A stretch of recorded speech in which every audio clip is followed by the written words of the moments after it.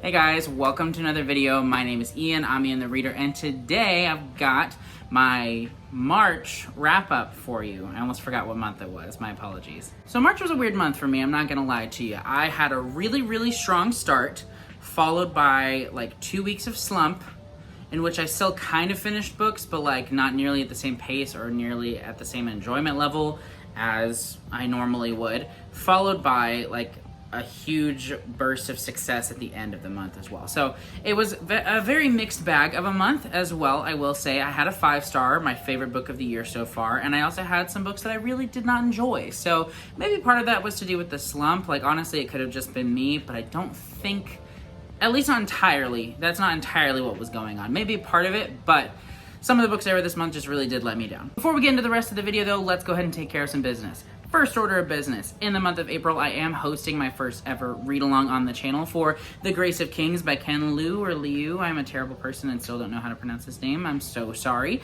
But this book is phenomenal so far. It is April 1st as of me filming, and as of posting, it'll be April 2nd, so it is still a great time to jump into this read-along. We will be having the live show discussion for this on April 24th, me and my wonderful co-hosts. In addition to the live show, though, I will also be discussing this on the Wizardly Duo Discord, which I will leave a link to down below. I actually just started reading the book. I'm about an hour into the audiobook, and my goodness, I'm already loving it so much. The writing is gorgeous, the characters are very compelling, the world is very interesting. I am so pumped to get deeper into this book.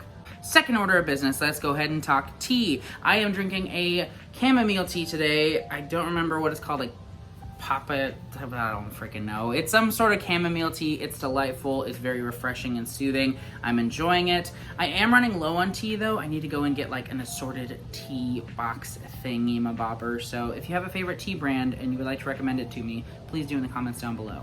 Third and final order of business, I would so greatly appreciate it if you would just hit that like button and hit that subscribe button while you're at it. It would mean the world to me. I appreciate it so much, and I just love talking books with you guys. Now, let us move on into the rest of the video. So I did manage to finish 11 books in the month of March, which I'm pretty proud of, especially because I did have that slump in the middle of the month. I think it was a pretty good reading month overall. Rather than going in order of like my least favorite to my favorite book when I'm discussing these though, I'm gonna go ahead and just do it in the order that I read them because I'm gonna get super confused if I try to do anything else. So the first book that I finished in the month of March was an early audio copy of A Black and Endless Sky by Matthew Lyons. I really enjoyed parts of this book. Other parts of it, not so much. So this is a horror book, but it's also like a road trip novel and also like the story of a dysfunctional family. It follows these two siblings who are on a road trip together. Basically, the brother has just gotten a divorce and the sister came and picked him up and is taking him back to their hometown. But on their journey, they run into some trouble, which leads them to more trouble, and supernatural forces come into play, and somehow they are also being chased down by like a biker gang, and a lot is going on in the story, to be honest. And I liked the setup a lot, despite the fact that I really didn't like the characters. I ended up sympathizing with them and enjoying their relationship and connection enough to care. But I just wasn't really a big fan of how the story concluded. I felt like it was a little bit lackluster, and a lot of the creativity that I saw in the first half of the story just did not continue on into the second half. And so for me, this was a 3.5-star book. Still really good, I do recommend it, but I wish it had ended differently. The second book that I finished in the month of March is also an early audio copy that I got from NetGalley, and that is Don't Know Tough by Eli Craner. So I had never heard of this book or author until I just saw the audio copy available on NetGalley, and then I looked it up on Goodreads, and it has some really great reviews on there, and so I was like, yeah, let's just go ahead and request this. And I got it approved the same day, and I was like, well, I guess I have to listen to this. And I don't know what I was necessarily expecting from this story, but it just didn't provide enough of what it was trying to do to really do much for me, in my opinion. I still enjoyed it. Again, this is like kind of the same thing as the last one I was talking about. With this story, it was good at some things and not as good as it could have been at other things. So this is a story of a football town, basically, and it follows a football coach and a prodigy football player who's also having a lot of family trouble and things like that, and the town in general, it follows a lot of different perspectives. It's kind of similar to The Blind Side, but throw in murder and really terrible people, and you get this. Yeah, and I enjoyed, like I said, some things about it, but ultimately I just didn't think it was all that thrilling. There weren't really any twists that got me in any way, and I thought that the tone was sometimes really great, as well as the sense of atmosphere, but it was kind of inconsistent.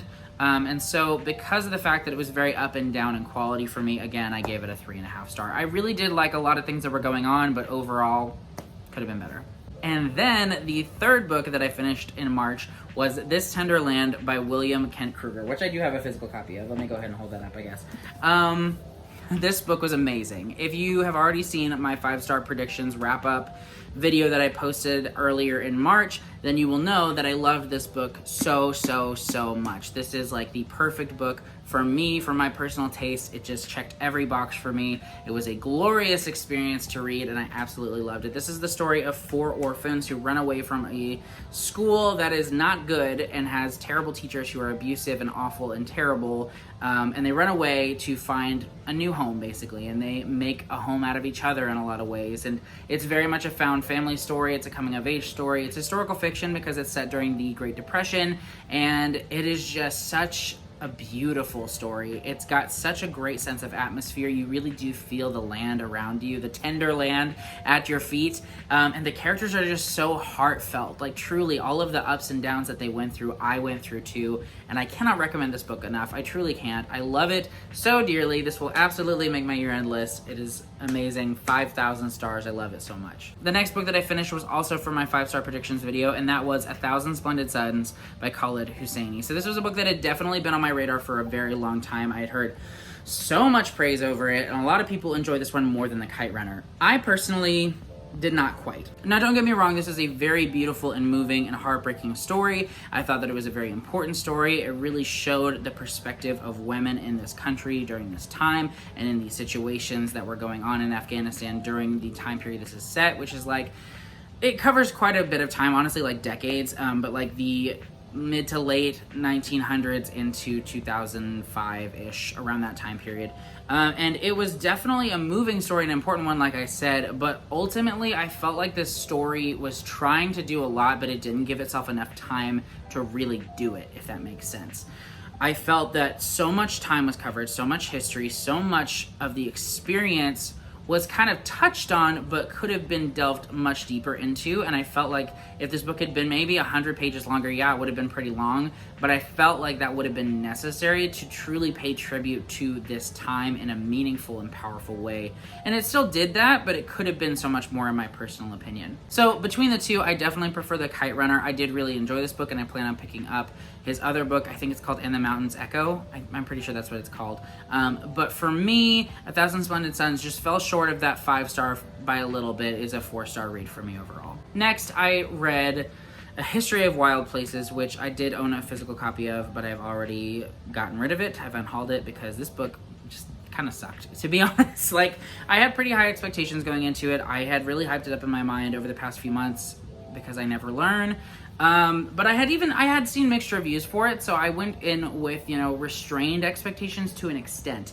That being said, this book just made promises that it didn't keep, in my opinion. So this book is really marketed as magical realism, and yes, there is some magical realism in it, particularly at the beginning of the story, but to be honest, if you remove the magical realism from this story, it wouldn't change, in my personal opinion. Like, it really wouldn't. The magical realism felt like a gimmick in some ways, and the title of the book makes sense at the end, sort of, but it just feels like kind of trying to make like a trendy sort of title and cover, and it just didn't work for me. In addition to that, the thrills were not all that thrilling, and every twist that came along, I predicted like 100 pages in advance. It was just a letdown for me. I really wanted this to be really, really good, and it just wasn't. At the time, I had given it 3 stars, but as I've reflected on it more, it's like a 2.5, probably, maybe even a 2, but like a 2.5 at least. Then I read City of the Lost by Kelly Armstrong, which is a book that I super randomly picked up. This was when, oh my gosh, A History of Wild Places is to blame for my slump. Not really, but like it feels like it, because this is when the slump kind of started. I picked up a bunch of different random stuff. I picked up stuff that was on my TBR. I'm looking at you, Howling Dark by Christopher Rocchio, that I still haven't finished, and it just wasn't working for me for some reason. And so I felt like sometimes when I get into slumps, a few things work for me. Either doing a reread, doing like a really easy like middle grade book or something like that, or doing a mystery thriller. Those are usually my 3 fixes for a reading slump. And City of the Lost was the first thing that stuck in a while. So City of the Lost is kind of far-fetched. It is a detective story, but it's about this woman who, due to a series of events that take place near the beginning of the story, she ends up moving to this City of the Lost. It's called City of People Who Need to Disappear. Like, it's literally the city of people who need to disappear, and so they get in contact with this town, and they are allowed to come in with different identities, and they all just live in this community together. It's very isolated, and it's strange. It's strange, I'll give it that. But it's also unique, and you know, it's one of those things that I definitely don't think would work in real life, unless it's out there and I just don't know about it.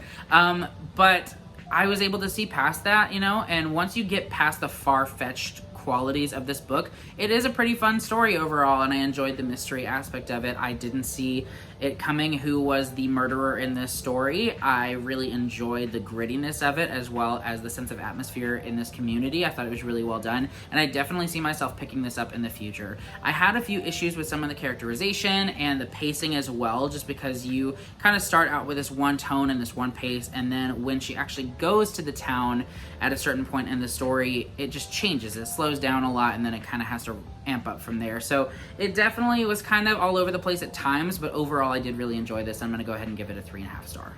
And then I missed about a week of reading, and I jumped into Triptych by Karen Slaughter. This is another book that wasn't on my TBR, but again, mystery thrillers work for me when I'm having a hard time, and so Triptych was my next dose of mystery thriller. And this book was everything Karen Slaughter is in my mind. You know, it is thrilling, it is unpredictable, it is disturbing beyond all measure. She just literally pulls no punches with this stuff, and I really enjoyed it. I had a blast, to be honest, and the twist in this one was one that got me really, really freaking good. Like, you know those when you're reading it or listening to it and you just have to stop and you're like, oh my gosh. Like, it was one of those, like, my jaw was on the floor. It was beautiful. Like, that moment of utter, I'm an idiot, how did I not see this, what the heck is going on kind of moment. It was perfect. I love it. That's the thing with thriller books. Like, you kind of want to feel like an idiot at the end of it. Am I right? But anyway, this was really, really good. I gave it a 4.5, and I'm so excited to continue with the Will Trent series in the future. All right, next mystery thriller, because I really jumped into the mystery thrillers this month, was The Maid by Nita Prose. This is a book that I've been meaning to continue for a while. I started it back in like December or something like that, and I just put it down for a while, but this was the book that my family book club picked as our quarterly group read, and so I had to finish it before March was over, and I really, really enjoyed this one. This is the one that actually pulled me out of my reading slump, because the last two took me a long time to get through and a long time to get into, but Nita Prose's The Maid really worked for me. I zoomed through this book when I got back into it, and I really had a blast with it. This book is far from perfect, in my opinion. There are some flaws that are pretty glaring to me, but I can definitely overlook those just based on the fun that I had. Like, it's definitely a book where, like, looking back on it, I'm like, why did I have so much fun? Because it's about murder, and honestly, the main character is really taken advantage of in a lot of situations just because of her naivety and other things, but I enjoyed myself. The main character, Molly, is just such a compelling and likable character that you really just root for her the whole time, and I was very interested in all of her interactions with people because she's so genuinely herself in every moment. You know, she's not like anybody else. She's not trying to be like anybody else. She just is who she is, and she's proud of that, and she thinks that that is a good thing, and she believes in herself, and I just thought that was great. So for me, this was such a good time. It is a 4-star read for me. And then my rise from my reading slump was almost toppled over by The 22 Murders of Madison May.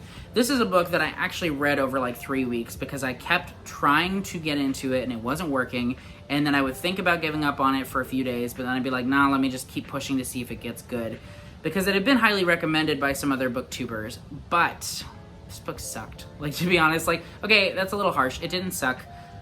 It just was not for me. So the idea behind this was so unique. So this is the story of, basically it's a mystery thriller, but through different dimensions. This person is going from one reality to another, to different alternate dimensions, killing the same woman over and over and over again. He's just out to kill her over and over and over again. And it's about this other woman who kind of gets accidentally drawn into this multi-dimensional chase for a killer. And that concept sounds so good, right? It really does.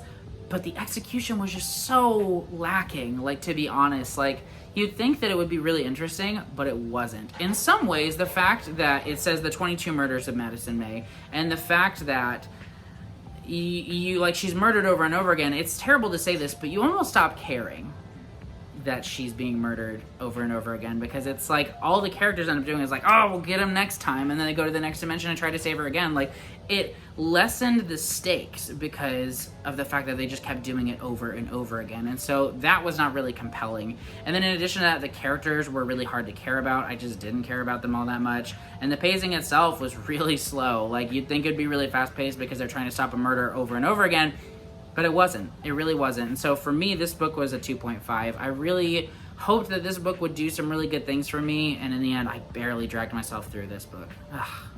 Then I did finish another nonfiction book for my one nonfiction book a month in 2022 challenge, and that book was Why Fish Don't Exist by Lulu Miller. And this book is so fascinating because it is so hard to define. Like, the cover says, a story of lost love and the hidden order of life. And honestly, yeah, that's a good tag for the book, but this book itself is so hard to define by specific, like, nonfiction subgenres. Like, it is one part like science, it is one part philosophy, and it's one part like of this woman's memoir, but then it's also one part biography of this man whose life she was fascinated by. It's all those things combined into this tiny book. Like, literally, this is like maybe less than 200 pages, I think.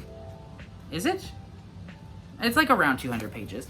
And somehow, all of that happens in this book, and it is so concise, but also so compelling, and also so, like, perfectly crafted. Like, really, this book is like a good jump starter for someone who wants to get into nonfiction, in my opinion. As somebody who is trying to get into nonfiction, this book was written very grippingly in some ways. Like, you just feel like you're having a conversation with this woman about all this stuff, and stuff that maybe you wouldn't necessarily think you care to learn about, you do end up caring to learn about. There was stuff in here that shocked me, that moved me, that impressed me, that horrified me. Like, this book was really impressive. I really enjoyed it. I gave it 4 stars at the time, but over the past week or so, I've thought about this book quite a bit, and I'm gonna have to give it a 4.5.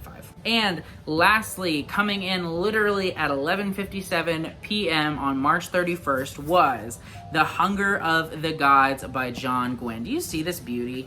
Do you see this? Like, oh man, I love these covers. I could look at these all day. Like, I actually, as I was reading it, I had to very carefully read this away from my son because he's 2.5, and I didn't want him to see this and like freak out, because this is terrifying. It's awesome, but it's terrifying.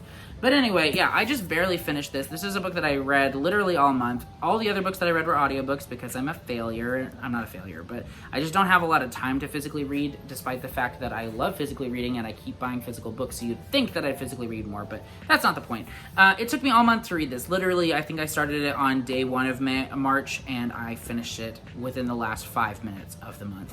I think it's definitely reasonable that it took me the whole month to read this for a couple of reasons. One, this world is so immersive, but in a way that you really have to commit to your experience with it. There are creatures that I've literally never heard of that John Gwynne has created in this, that you have to pay attention to their characteristics, because some of them are kind of similar, but are also very different in important ways, so you have to really pay attention to that. There are a lot of different perspectives. In the first book in this series, we had 3 perspectives, but in this book, we have 5, so you had to pay attention to that.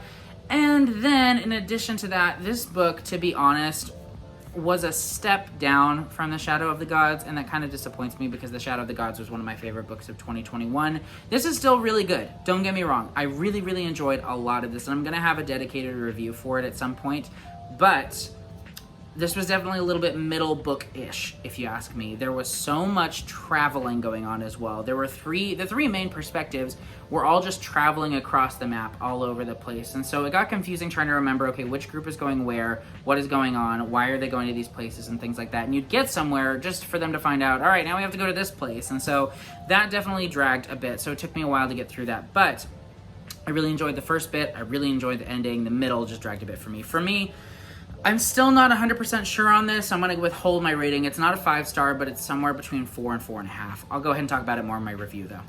But those are all of the books that I completed in March. Like I said, the slump took over a good portion of the month. It would have been better. I had a lot of big plans that I did not follow through on because it was a rough month for me. But I am really proud of and happy with the books that I did complete. I also started and read a significant amount of quite a few audiobooks because, like I said, I would pick up something. I'd even get like 2 to 5 hours into some of these audiobooks, and then I would just be like, nah, this isn't the right time, and I'd drop it. So plan to see those again in the future. Maybe I'll pick up where I started or where I left off, or maybe I'll start over, who knows. But yeah, it was an all over the place month. I enjoyed it overall though. Let me know in the comments though what your favorite book was of March, and of these books, which ones you agree with me on, which ones you disagree with me on, or which ones that you are excited to read. I would love to just talk about these books with you guys. Thank you so much for watching. I hope that you have a wonderful weekend, and I will see you in the next video. Bye!